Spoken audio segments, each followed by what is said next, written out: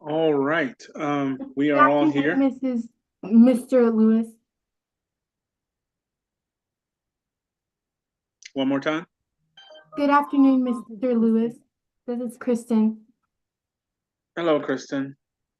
Good afternoon.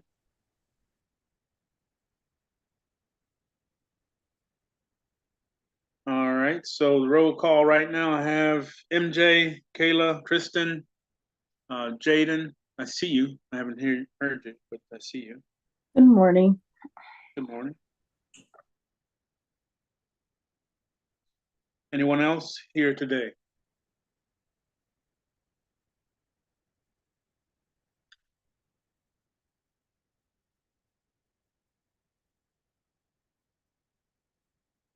Okay.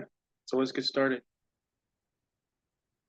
Um, as of last week, there were three words that we were working on. Um, would anyone like to take any one of the three words and give me your thought process on it? I can do income. Sure. Income is a set of money that comes in on a consistent basis from a job and or profession. Perfect.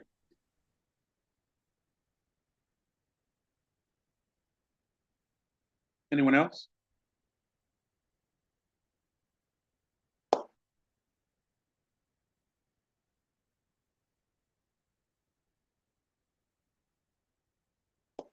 Shuttle in the location. Share your thoughts and predictions in the comments section below. Conclusions.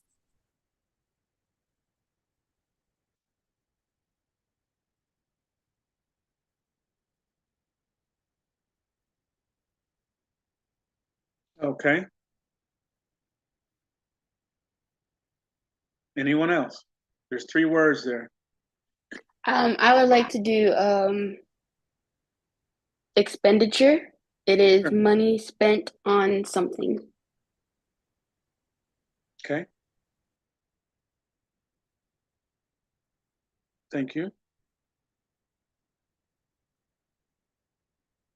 And the last word is time management. Anybody? Mr. Lewis, I have mine.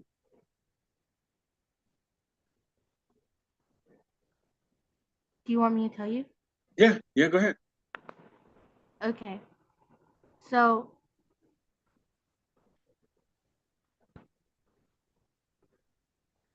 um, time management is the ability to use one's time effectively or productively, especially at work or school. And income is money received, especially on a regular basis for work or through investments. Awesome. Thank you. You're welcome.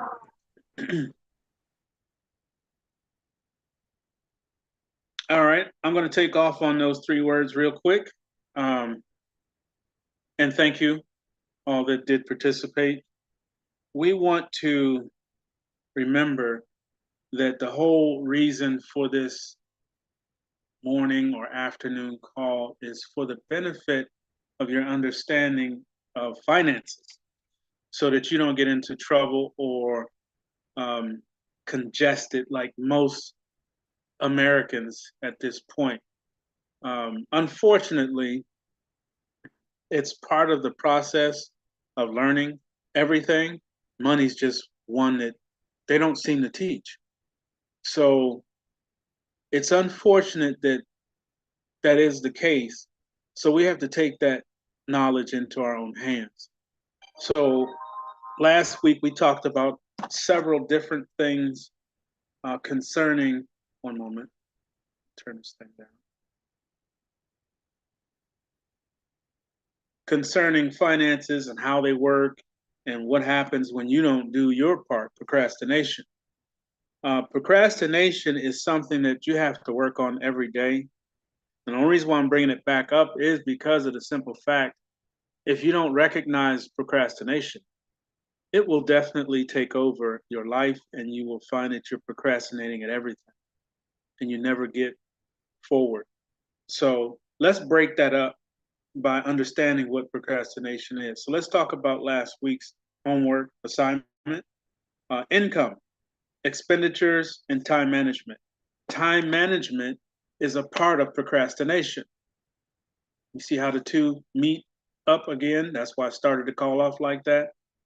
Time management is your responsibility. It's when you take charge of what's happening with you from the time that you wake up to the time you sleep. And the reason why I'm going in reverse is because, like I said, time management is part of procrastination.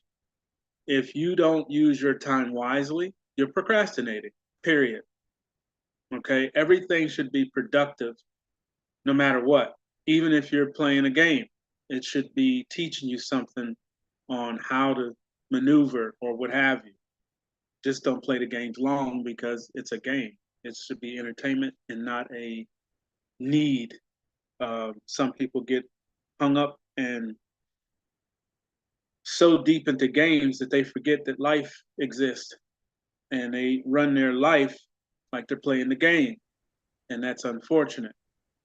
Hello, I'm Expenditure. sorry for being late. Your name?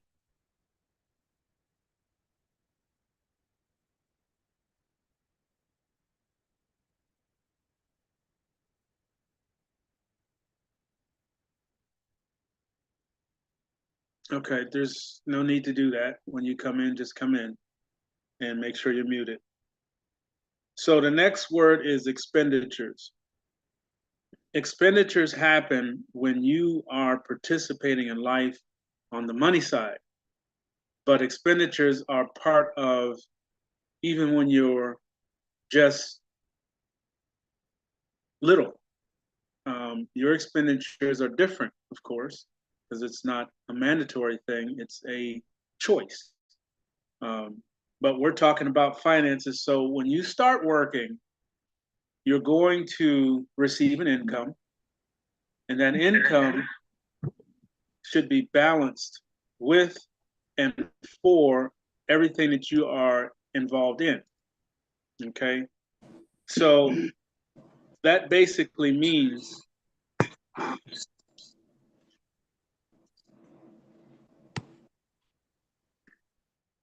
hold on, please.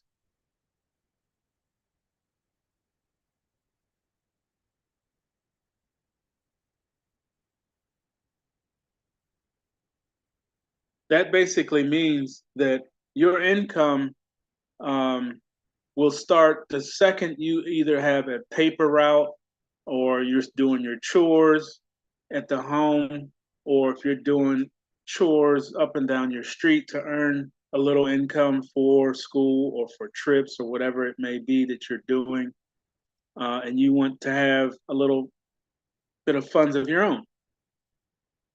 So income is anything that you do and receive compensation for, anything and everything. If there's compensation, that's considered income. So income is basically your ledger or your account that goes with banking, that goes with crypto, no matter what. Whatever that income is, and we talked about this a little bit, but we're going to go into it a little deeper today. Income is where you are financially. Okay? Expenditures are where you are as far as bills are concerned, things that you spend money for. Like I said, you may not have bills, but if you're going to Cedar Point or SeaWorld or an amusement park of some sort, or if you're going on a school trip and you're going to, let's say, one of the libraries or wherever you're going to need some money when you get there. Okay. So that could be for lunch, it could be for tickets, it could be to purchase something or souvenir when you go to the parks. It's still an expenditure. Okay. Anything, now remember this, anything that you spend money on is considered an expenditure. Expenditure. Okay. You're spending money out. I don't care what it is. If it's a piece of bubble gum, it's an expenditure. These two things should be on a weekly ledger known as a bank or your personal finance record, which I'm going to ask everyone to start using. You could get a small notebook, a regular notebook, one of these little guys, you know, big guy, whichever you want to do. We were already putting $3.50 away if you earned it somewhere doing grass cutting. Well, most of you no grass yet, but it's coming. If you were shoveling snow, or if you cleared somebody's car off and they gave you $5 or $10 or whatever, you went up and down your neighborhood to all the cars just knocked on the house. You want me to get the snow off your windows? Some people will take you up on it and give you $10. That's an income. Okay. So out of that, if you did that, or if we're going into spring on March 19th or so, you're going to get into grass cutting, cleaning up the yards, raking leaves, things. This is for my little people. Okay. You don't have a job yet. Now, if you have a job, I still am kind of weary on that. But if you are going to go to work this year, please keep in your mind that it's just work. It does not define you. It is just to get a little income. Okay. I don't want you to get so wrapped up into your summer job that you forget what you're supposed to be doing. And that's that education. That comes first. Okay. So, moms, dads, if you're going to let them work this year, stay on them for me. You know, the job is just a job. That's it. It's so that it can make sure you have a little income so they're not in your pockets so hard. But in that same respect, I don't want everyone to think that I don't want you to work, because I do. You need to know and understand how that works, how best to make it work for you, and how to work with it so that it is not a hindrance on your life. Okay, a lot of people think, okay, well, I got to get a job. And then they get so focused in on that one job that they don't see nothing else. They forget about life. They forget about health. They forget about prayer. They forget about a lot of things and just go to work, go to work, go to work. That's not how it's supposed to work. So time management is part of that. And that income is part of your ledger. So you want to write down your income. So let's say that, I don't know, the weather's changing. I'm just going to pick on one thing so that we can continue with the call. Since we're coming into spring, I'm going to take a rake and some garbage bags and go around my neighborhood. And I'm going to ask people, do they want their leaves raked up? And you charge $5 or $10 a yard, or whatever you want to charge them. They'll either say yes or no. If you get a lot of no's, you're too high. But if you get some yeses, then you would be writing that down, whatever that income is. So you rake that yard, go to the next one. Rake the next yard, go to the next one, so on and so forth. At the end of the week, that job will run out because you're only going to rake the leaves once. So that job will dry up. Then the next thing, and then the next thing. Each time you do something, you want to put it in your book. Okay? Your book is your ledger. This is, I'm showing you these words and what that means so that when you get into your adulthood or young adulthood, you'll have this down pat. And you will never have a bill. You won't. Not one that's out of control. So the income is written down. Or if you're older, the income is in your bank account. You're going to remove it from the checking account and move it to the savings account. That's the same thing your little sisters and brothers are doing here. You're just doing it electronically. Or if you have a bank account, like I think MJ has one, then he can move it over to his savings. Because I believe MJ is the youngest out of all of you.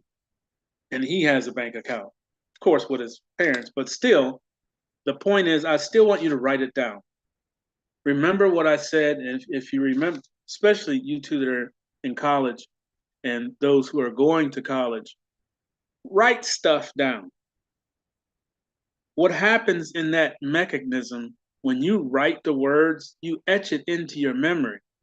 You're more likely to remember it if you write it than you would if you say, oh, I'm just going to remember that I have to be at such and such at 3 o'clock. 2:59 will come up and you'll be like, oh, I'm supposed to be, or 3:05, I was supposed to be, you already missed it.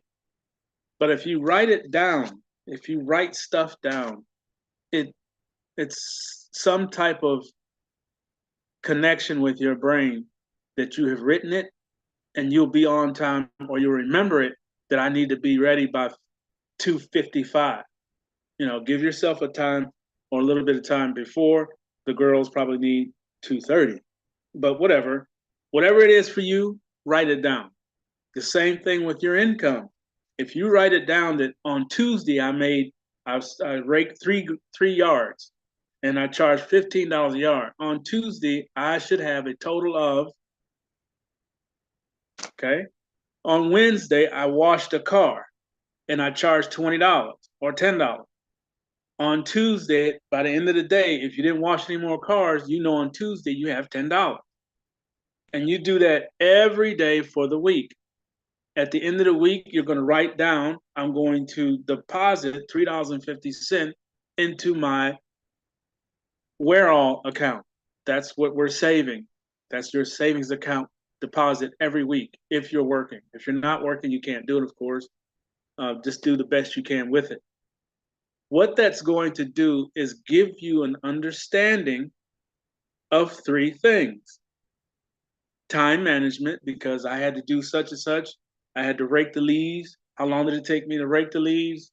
I need to get as many yards as possible. So I need to rake good, but rake fast.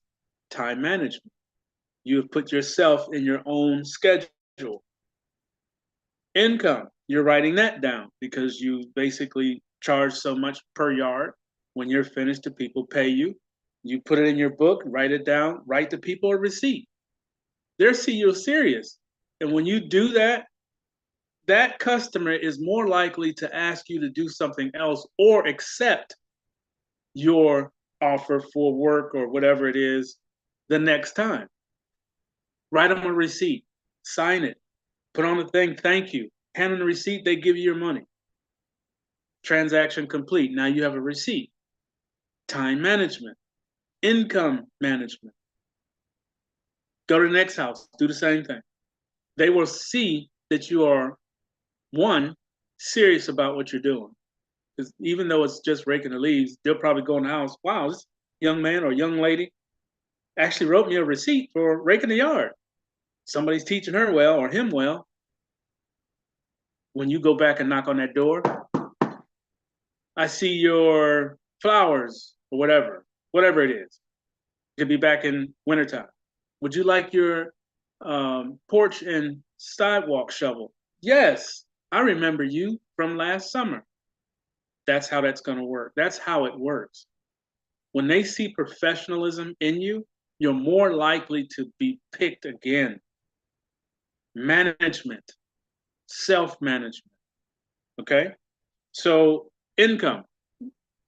By the whole week, by the end of the week, you have all of your different jobs of whatever it was you did. You have your income for the week. Let's say, for argument's sakes, and I'm going to put it on here, that you made $150.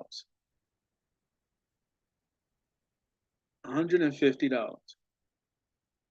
Okay? So out of that $150, you're going to take $3.50 and put it into your savings account. Okay, this happens every week. This is also time management. On Friday, you're doing your finances. Okay, so out of that $150, you're going to put $350 away. Now you can put more. It's up to you. What you want to save, how you want to save. Me personally, I would put 100 away for sure. I would put 100 away. But our agreement was $3.50. You can put more. It is your choice. All right. So we're left with whatever is left. Now you have to look at your expenditures. Out of that whole week, did you have to pay for something? Did you go to the store? Did you have to get some new boots or some new gloves. Did you have to purchase anything? If you did, you should have the receipt. Get into the habit. Now, I'm still fighting with this myself because of all the bad habits years before. My first thing when I got a receipt, throw it away. Why? Don't be that person, okay? Keep your receipts until the end of the month. So I have a pile here. I'll just grab this one. This receipt is expenditures or time management. Like this is my clock out time, but I keep the receipt for that whole month. Now, why do you keep the receipts? Because one, during the course of a week of you working or doing school, getting up early, you might get sick, and whatever. There's a lot of things going on, and you forget about something that you purchased or had to go get or whatever.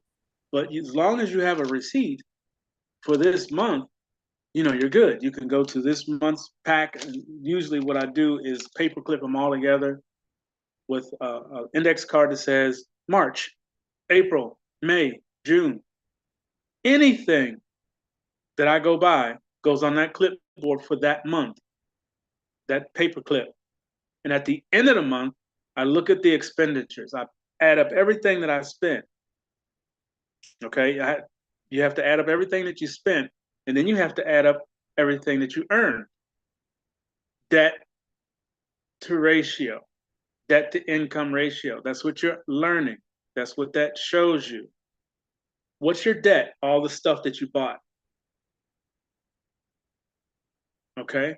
Income, all the money you made for that month. So you write it down. So if it was 150 that day or that week or whatever it is, every week out of that month, whatever you made in that week should be written down, or you should have some form of receipt of earning it. Okay. Even if you have to write your own little receipt, like if it's coming from mom and dad, they're not going to write you a receipt. They're just going to say, here, go do what you got to do, or here's your allowance. They're not going to write a receipt for allowance. That's your job. That's what I'm teaching you. That's what I want you to learn to start doing, so you do it when you're older and won't even think about it. You'll be one of the most fit financially people known to man if you follow these steps.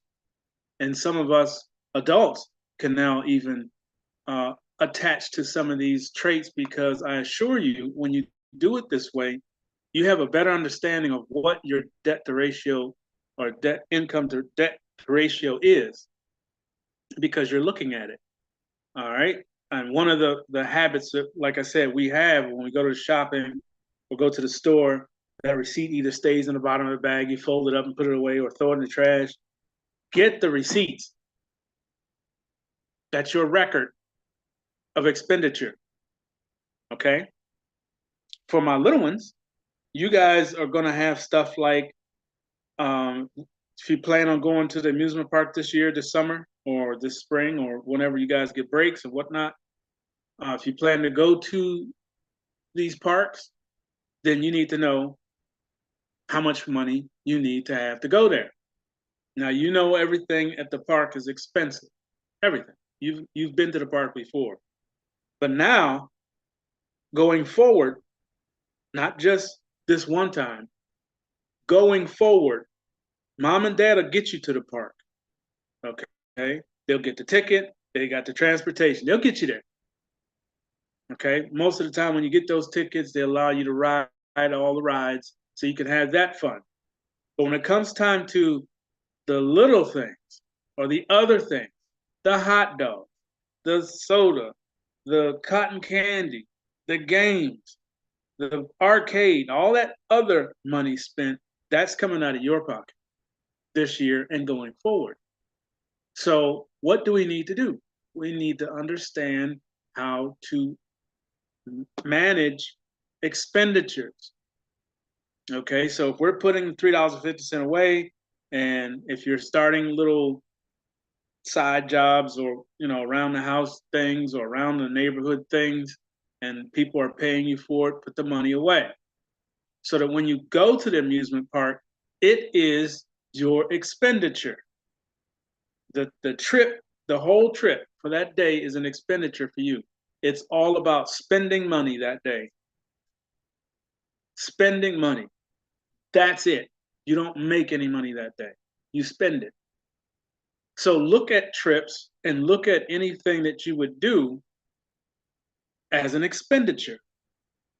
So this would be the time where the family gets together, or you might be, if you're the only child, you get together with mom and dad and say, which park are we going to this year? If we get to go. You might have to ask that question because of what's going on.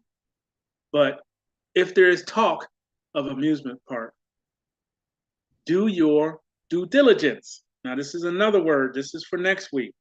Due diligence.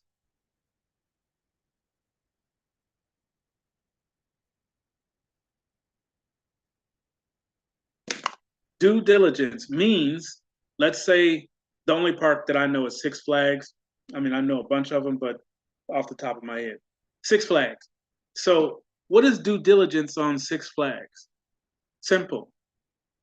You go to the internet, you pull up Six Flags, go to sixflags.com or whatever, and look at the attractions in that park.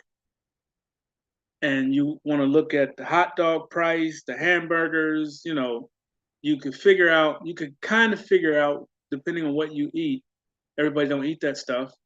And if you are those that do eat it, look at the price. Get an idea. When you go there, do you need $100? Do you need $200? See, you don't know, because before it would just be, Mom, Dad, can I have some cotton candy? Then they go in their wallet or pocket and take care of it. You had no idea what it cost. It's just, you got some cotton candy. You had no idea what it cost to get to the park, the gas in the car to get you there. Okay?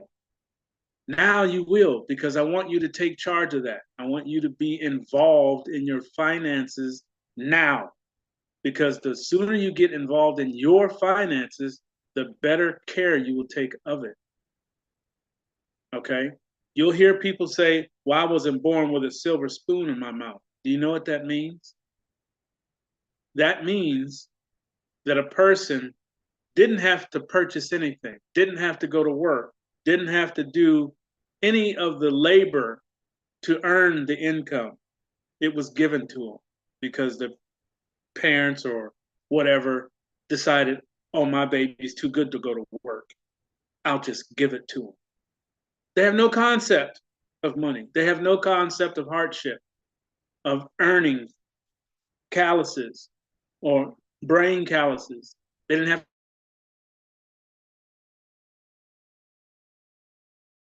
They're just here. And that's the worst kind of person, because they know nothing, but they have all the money. If they don't know it, I'll just pay somebody to do it. Something simple, oh, I'll just pay somebody to do it. I don't want to do it. They have no concept, but that's another conversation. Due diligence means you taking the time management, to investigate where you're going to spend money. How much do you think you'll need to spend? Just like Jaden right now is in college, and she's figuring out and learning her expenditure.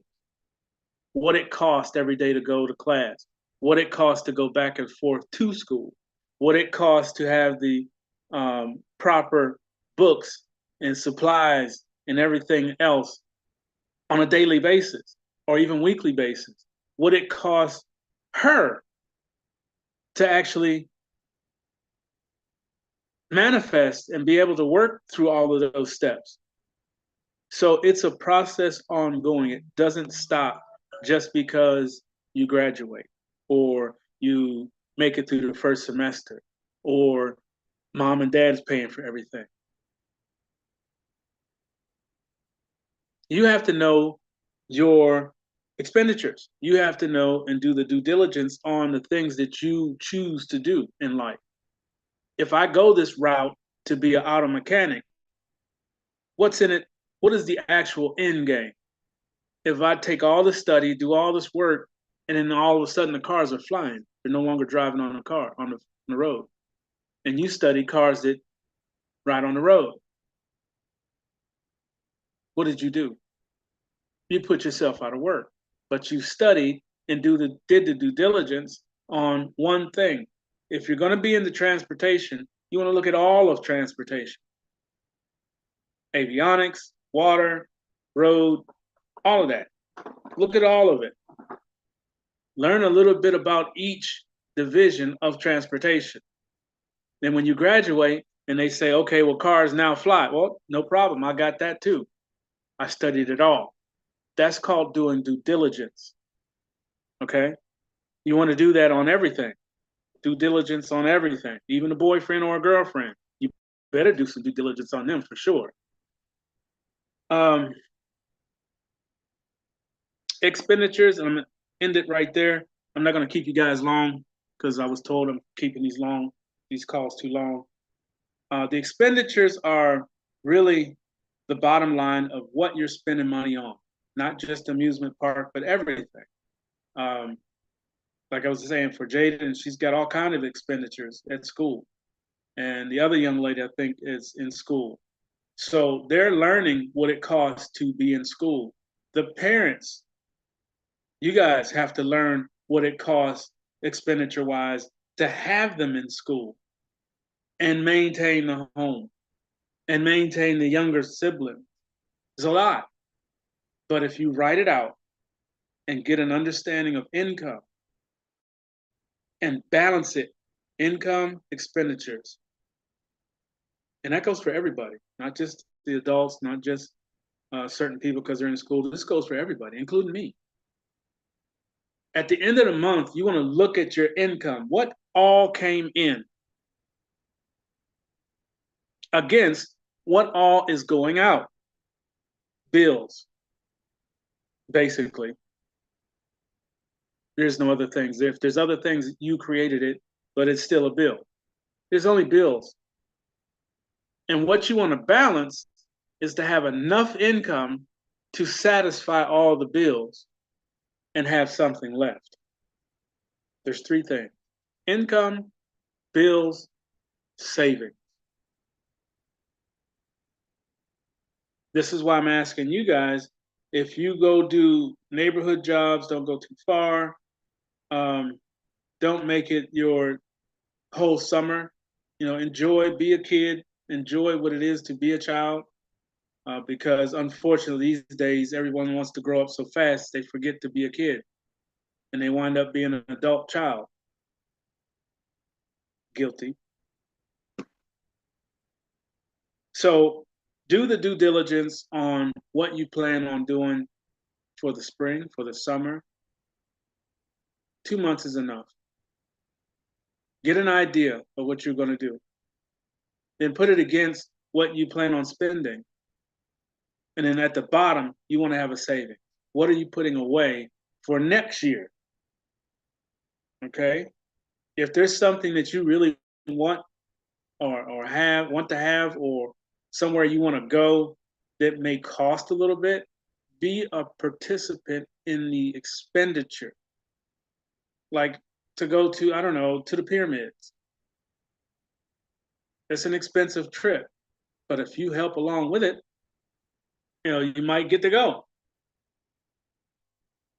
But dream big, do your homework on all levels, and stay connected. Next call, I can guarantee two things. One, cryptocurrency will be the entire call. Number two, I need to know who has the ability to start with crypto and who has not. Okay, we could deal with that next call when we open up the call, but that's what it's going to be about, because I would say in the very near future, you're going to need to know how to work with cryptocurrency and not be afraid of it or confused with it. Okay, so that's basically where this whole class came up to being prepping you for, is the cryptocurrency. We will be solid cryptocurrency until all of you are proficient with it. That means that you can go get it. You know how to go get it. You may not have a wallet yet. Whatever you have the capability of knowing, I need to know if you know it or not. If you don't know it, please say so. Do not be embarrassed. I If don't you're the know only it. one. Okay, always say excuse me before you speak. Yes, sir. Okay, that's the proper way to do that. So if you don't know it, then we'll take care of that when the call starts to, next Saturday. But that's pretty much where this is going to go into. I think I have taken you through all of the steps of understanding the evolution of money. If you are unfamiliar with those, most of it was recorded. I believe a lot of them are still there on my YouTube channel. You can go back and refer to those older ones and go over some things. But for the most part, cryptocurrency, wallets, and banks, which are basically your storage, are going to be the head point of the conversation going forward, because I need you guys to know it. Okay. So you only have one word this week: due diligence. Due diligence. So any questions? Now you can ask questions.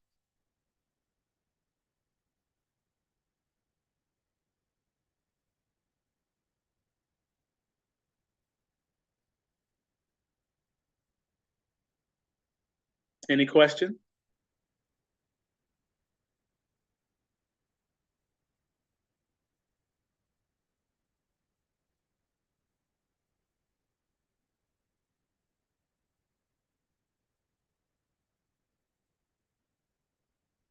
Okay.